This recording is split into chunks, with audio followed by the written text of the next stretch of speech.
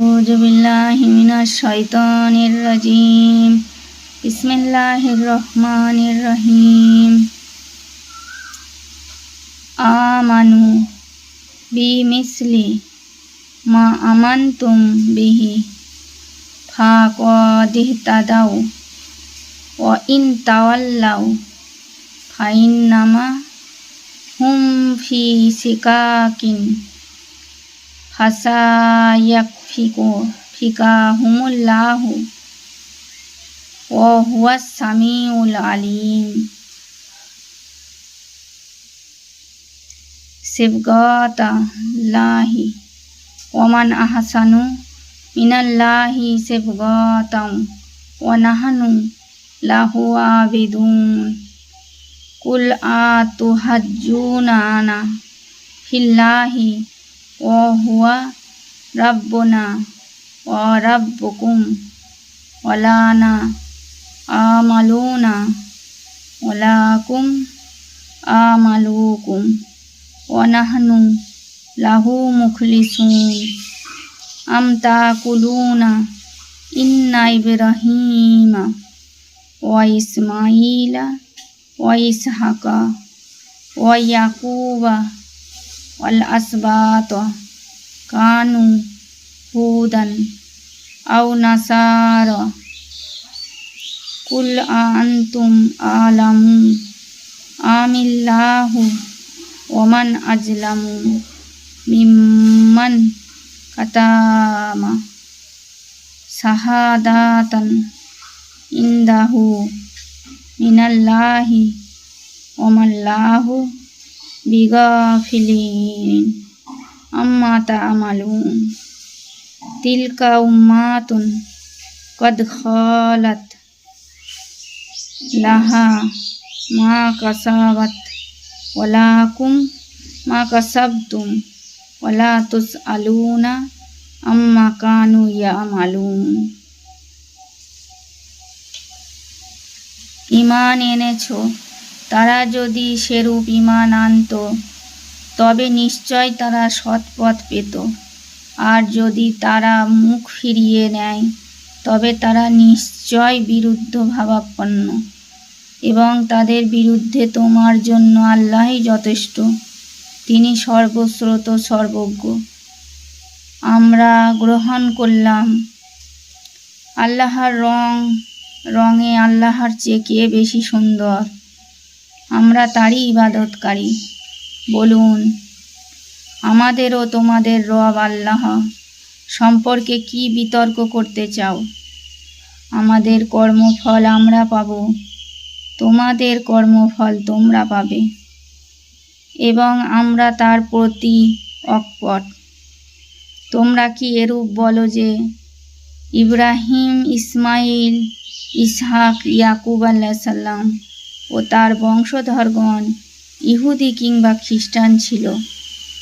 বলুন, তোমরা কি বেশি জানো? না, আল্লাহ তার চেয়ে বড় জালিম আর কে, যার নিকট আল্লাহর থেকে যে সাক্ষ্য আছে তা যে গোপন করে। তোমরা যা করো আল্লাহ তা জানেন। এই উম্মত দল অতীত হয়েছে, তাদের জন্য তাদের কৃতকর্ম এবং তোমাদের জন্য তোমাদের কৃতকর্ম, আর তাদের কৃতকর্ম সম্বন্ধে তোমরা জিজ্ঞাসিত হবে না। শানে নজুল আয় 138। খ্রিস্টান ধর্মের একটি প্রাচীন রীতি আছে, সেটি হলো যে কোনো নবজাতকের জন্মের 7 দিনের দিন তারা মামুদিনা নামক এক ধরনের হলুদ রঙের পানিতে নবজাতকের গোসল করিয়া বলতো, এখন সে পরিপূর্ণ নাসারা হয়ে গেছে, তাকে আর অন্য কোনো রঙের মতাদর্শ স্পর্শ করবে না। কথা খণ্ডন করে আল্লাহ বললেন, একমাত্র স্থায়ী রং হলো আল্লাহর প্রদত্ত রং। এ রঙের অনুসরণই সকল নবীগণ করেছেন, আর তাদের রং ক্ষণস্থায়ী। আবু সাউদ।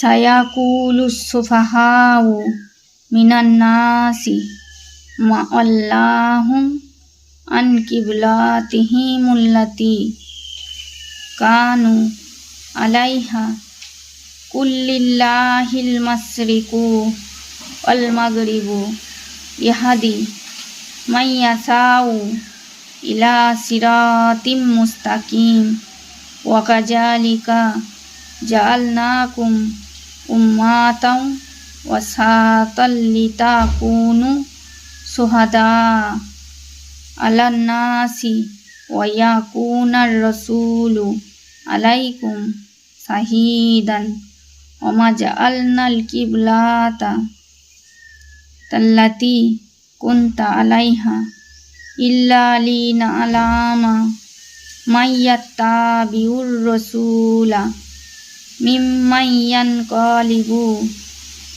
আলা আকিবাইহি ওয়া ইন কানাত লা কাবীরাতান ইল্লা আলাল্লাযীনা হাদাল্লাহু ওয়া মা কানাল্লাহু লিয়াদিয়া ঈমানাকুম ইন্নাল্লাহা বিন্নাসি লা রাউফুর রহিম কদ নারা তাকাল্লুবা ওয়াজহিকা ফিস সামাই ফালানুওয়াল্লি ইয়ান্নাকা কিবলাতান তারদাহা ফাআল্লি ওয়াজহাকা সাতরাল মাসজিদিল হারামি ওয়া হাইসু মা কুনতুম ফাআল্লু ওজুহাকুম সাতরাহু।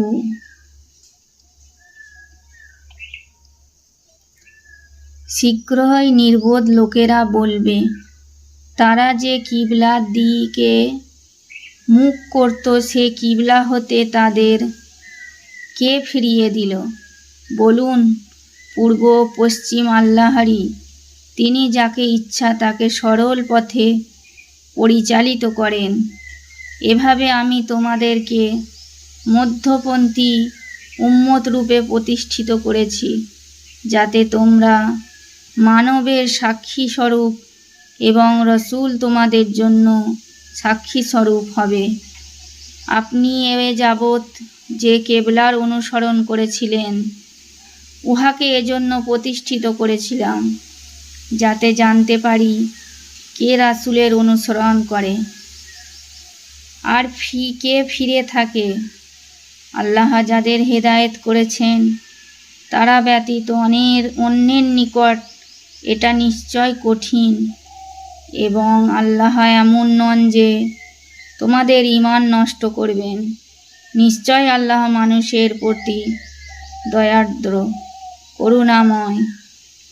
আকাশ পানে আপনার বারংবার দৃষ্টিকে আমি লক্ষ্য করি, তাই আপনাকে এমন অভিপ্রেত কেবলার দিকে ফিরাচ্ছি যা আপনি পছন্দ করেন। আপনি মসজিদুল হারামের দিকে মুখ ফিরান। তোমরা যেখানেই থাকো না কেন তার পানে মুখ ফিরাও। শানে নজুল আয়ে 144। রাসূলুল্লাহ সাল্লাল্লাহু আলাইহি সাল্লাম যখন মদিনায় হিজরত করেন তখন সেখানকার অধিকাংশ আদিবাসী ইহুদি ছিল। তাই আল্লাহ তাআলা বাইতুল মুকাদ্দাসকে কিবলা করার নির্দেশ দিলেন। ইহুদিরা এতে খুশি হলো। রাসূল সাল্লাল্লাহু আলাইহি সাল্লাম 19 মাস যাবৎ সে কিবলার নামাজ পড়েন, অথচ তিনি ইব্রাহিম আলাইহিস সালামের কিবলা পছন্দ করতেন।